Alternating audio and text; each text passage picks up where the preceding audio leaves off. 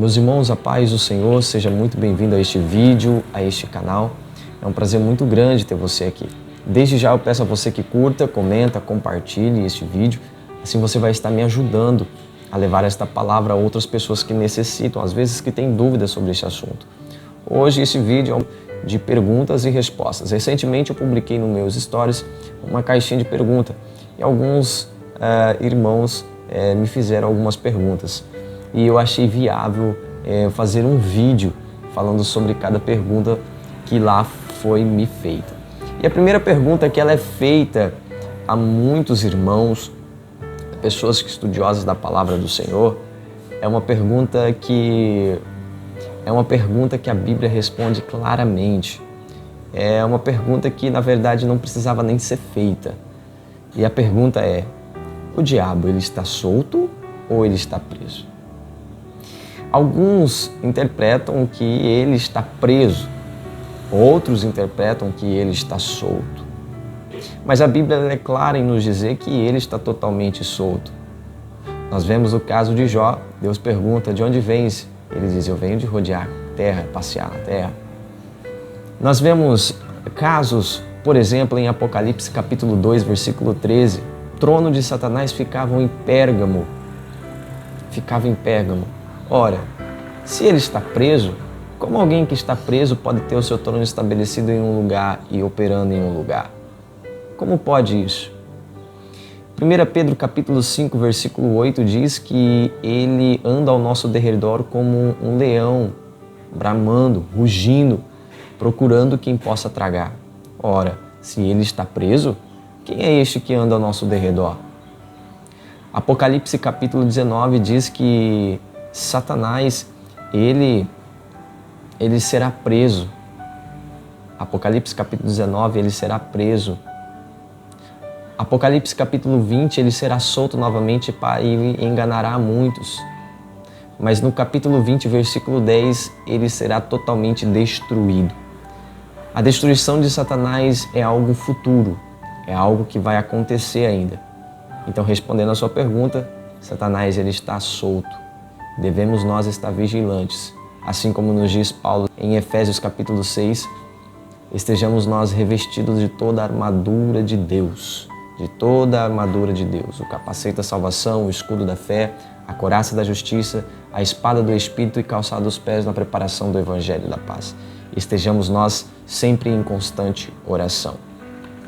A segunda pergunta qual foi feita era sobre os nicolaítas. Quem eram os nicolaítas? Bom, os nicolaítas eram seguidores de uma heresia que tinham infiltrado na igreja primitiva. Era um grupo que seguia uma seita herege, um grupo que aonde eles entravam, a igreja poderia ser totalmente destruída.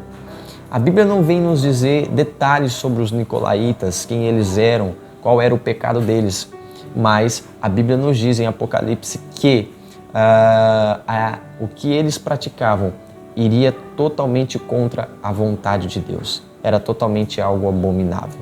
A outra pergunta, eu vou responder essa pergunta de duas formas. Primeiro, de um lado mais psicológico e depois em um ato bíblico, ok? A pessoa me perguntou e falou da seguinte maneira: estou passando por um período de depressão. O que fazer? Todos nós sabemos que a depressão ela é um distúrbio mental, principalmente evidenciado por tristezas excessivas, perda de interesses, em coisas que antes pareciam agradáveis, ter baixa motivação, ter fraquezas emocional diariamente, constantemente, isolar-se em um local. Então nós devemos entender, a depressão ela é algo muito complexo e que muitas pessoas tratam hoje como se fosse pecado, demônio, e nós devemos entender da seguinte maneira: nós somos seres espirituais, mas também nós somos seres humanos. Jesus no Getsemane, ele chegou até os seus discípulos e disse: a minha alma está profundamente triste até a morte. Jesus estava dando um exemplo que não é feio, não é vergonhoso nós expressarmos uma dor, nós expressarmos um sentimento complexo. E a depressão tem entrado muito, principalmente no meio cristão. E muitas pessoas têm medo ou pavor de ir num psicólogo ou de chegar até o seu pastor, chegar até o seu líder e conversar. Porque muitos vão levar para o lado espiritual, sendo que é algo que nós devemos ser, que é algo que deve ser tratado de forma psicológica. Não acho errado que procure um psicólogo, que converse com um psicólogo, contanto que esse psicólogo te instrua de forma correta, porque há alguns psicólogos que vai totalmente contra a palavra de Deus. Creio eu que nas igrejas deveriam ter algumas pessoas formadas neste meio que pudessem auxiliar essas pessoas, que tivesse um departamento que pudesse auxiliar essas pessoas que têm este problema. A depressão, ela vem principalmente em tempos, em momentos que a nossa mente está totalmente vaga. Quando você está em um local totalmente sozinho ou sozinha, sem fazer nada, sem ocupar sua mente, é o momento onde que começa a vir pensamentos complexos, pensamentos que você não queria que eles viessem, mas ele vem. E esses pensamentos vêm por conta de você não manter a sua mente ocupada. Você perguntou o que fazer? Primeiro, mantenha a sua cabeça ocupada. Nós precisamos se esforçar. A depressão é algo complexo, algo terrível, mas nós devemos se esforçar em manter a nossa mente ocupada. Porque todas as vezes que nós mantemos a nossa mente ocupada com coisas sadias, esses sentimentos, eles acabam sendo cessados, pois o nosso corpo, ele reage conforme a nossa mente, ela expõe.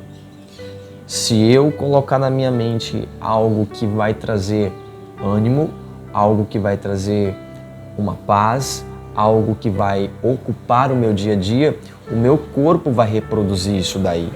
O meu corpo vai reproduzir aquilo que o meu psique ele está montando naquele devido momento.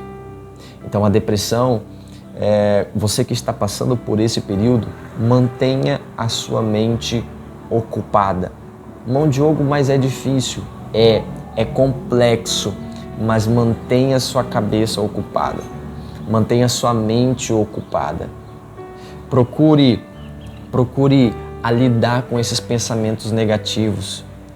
Procure lidar com esses pensamentos que vêm na sua cabeça. É um dos pontos. É lógico que se nós sentarmos para conversar, analisarmos conforme há na sua fala do porquê dessa depressão, porque a depressão ela tem uma raiz. Se nós sentarmos, nós conversarmos, certamente nós vamos achar a raiz. E nisso nós vamos entrar com alguns tipos de auxílios que podem lhe ajudar.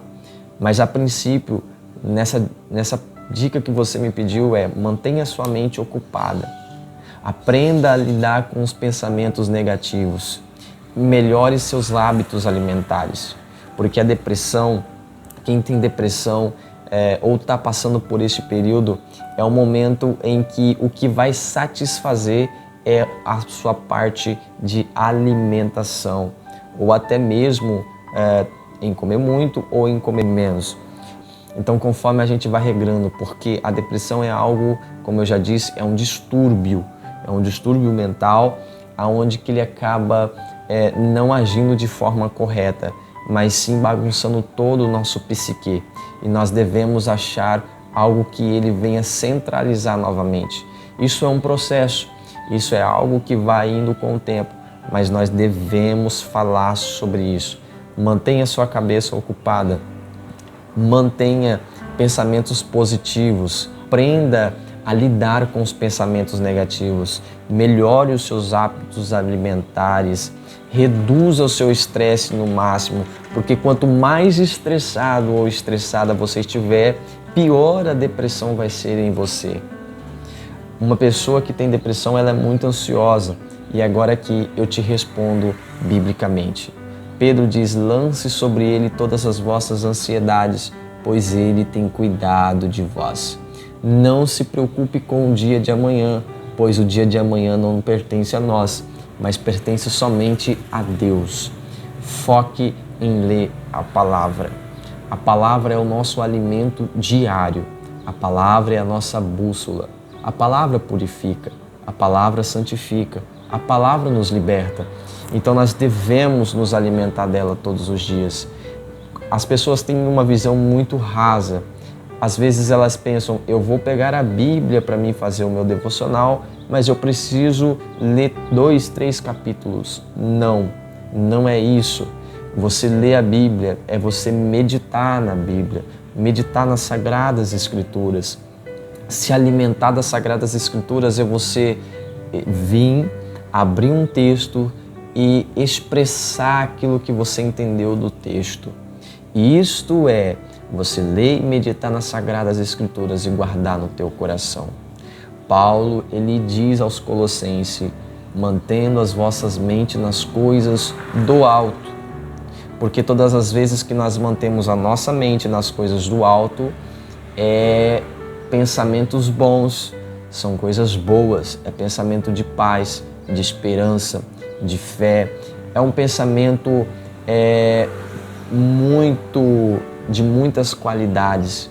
Porém, todas as vezes que nós mantemos a nossa mente nessa terra, certamente a depressão piora, a tristeza piora, a dependência das coisas materiais pioram e isso vai entrando em cada dia mais a decadência. Mantenha as vossas mentes nas coisas do alto. Assim como nos diz o nosso próprio Cristo: aonde está o teu tesouro, aí está também o teu coração. Amém? Vamos lá, outra pergunta aqui. Essa pergunta é interessante. No tribunal de Cristo aparecerá os nossos pecados? E a resposta é não. Não aparecerá os nossos pecados. Primeiro, porque o tribunal de Cristo ocorrerá nos céus, ok? Ocorrerá no céu. E a Bíblia diz que no céu não entra pecado. Se nós já estamos no céu, é porque nós já fomos salvos, nós já estamos em um corpo incorruptível, ok? Mas Paulo diz em 2 Coríntios, capítulo 5, que todos nós vamos comparecer ante o tribunal de Cristo. No tribunal de Cristo, 1 Coríntios, capítulo 3, Paulo fala que as nossas obras serão provadas e nós seremos galardoados conforme a prova de nossas obras. As nossas obras são comparadas como feno, como palha, como ouro, como pedras preciosas e assim sucessivamente. Se essa obra for passada no fogo e essa obra sofrer detrimento, mesmo assim o tal será salvo. O tal será salvo. Mas se sua obra for passar no fogo e ela não se desfazer, mas sim tiver ali como um ouro, como pedras preciosas, você receberá o galardão. Aquele que a obra se desfizer, esse mesmo assim será salvo. Então, no tribunal de Cristo não vai aparecer pecados, ok? Isso é conversa de carochinha, conversa de pregador que não tem argumento e que ouviu isso em algum lugar, ok? Onde ocorrerá as bodas do Cordeiro? As bodas do Cordeiro ocorrerá no céu. E quando ocorrerá? Paulo ele diz em 1 Tessalonicenses 4, 16, 17, 18, que o mesmo Senhor descerá dos céus com alaridos, voz de arcanjo e trombeta de Deus, e os mortos em Cristo ressuscitarão primeiro, e depois nós que ficarmos vivos seremos arrebatados e nos encontrarmos com Ele nos ares. Portanto, consolai-vos uns aos outros com estas palavras. Depois disso, que aconteceu o rapto da igreja, para o rapto, o arrebatamento da igreja, dar-se ao tribunal de Cristo. Depois do tribunal de Cristo é onde que vai acontecer as bodas do Cordeiro, ok? Um irmão me fez uma pergunta muito, mas muito importante. Ele falou da seguinte maneira: uma descrição sobre avivamento espiritual. O avivamento espiritual, ele é um termo que se refere a renascimento ou reavivamento da fé, algo espiritual. Aquela pessoa que não ora, aquela pessoa que não lê Bíblia, aquela pessoa que não busca Deus, essa pessoa ela está morta espiritualmente. Na primeira carta de Paulo aos Coríntios, capítulo 11, versículo 17, a leitura da Santa Ceia, Paulo ele diz, olha, tem muitos fracos, doentes e muitos que dormem. Paulo ele fala no contexto espiritual, porque não discerne o corpo do Senhor. É uma morte, uma sonolência espiritual. E é necessário trazer esse reavivamento. Nós vemos em Ezequiel capítulo 37, parte daquela profecia se cumpriu em 1948, 49, quando Israel se tornou nação. Quando Ezequiel traz o relato de ossos vieram colocar cada um em seu lugar, cresceu carne, cresceu nervo, ou seja, a parte estrutural teve a sua regeneração. Porém, ainda tem uma parte daquela profecia que ainda não se cumpriu, que é o derramamento do Espírito Santo, que é o reavivamento, trazer vida novamente.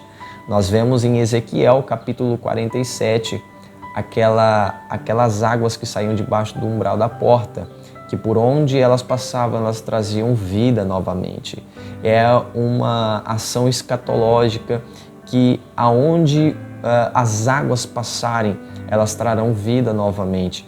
Um avivamento espiritual que é o que Israel precisa, mas eles ainda vão ter o Espírito Santo.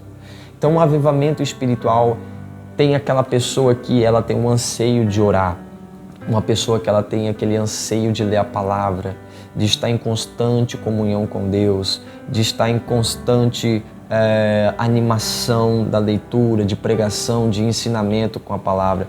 Isto é uma pessoa avivada espiritualmente. Uma pessoa avivada espiritualmente é aquela que tem arrependimento, que tem uma conversão, que busca santificação todos os dias.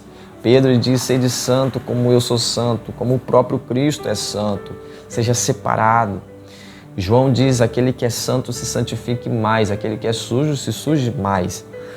Então, uma pessoa que tem um avivamento, sobre o avivamento espiritual, então, sobre o avivamento espiritual é aquela pessoa que anda em constante intimidade com Deus, que anda em constante relacionamento com Deus. Esse constante relacionamento com Deus se resume em leitura da palavra, oração, jejum, consagração. Esse é o verdadeiro avivamento espiritual. É trazendo a presença de Deus para o seu dia a dia, mais forte, mais íntima, mais lado a lado. Nós precisamos entender isso daí. Amém? Pecado que Deus não perdoa. Mateus 12, versículo 31, o próprio Jesus diz. Vamos ler Mateus 12. Mateus 12, Evangelho segundo escreveu Mateus, capítulo 12, versículo 31.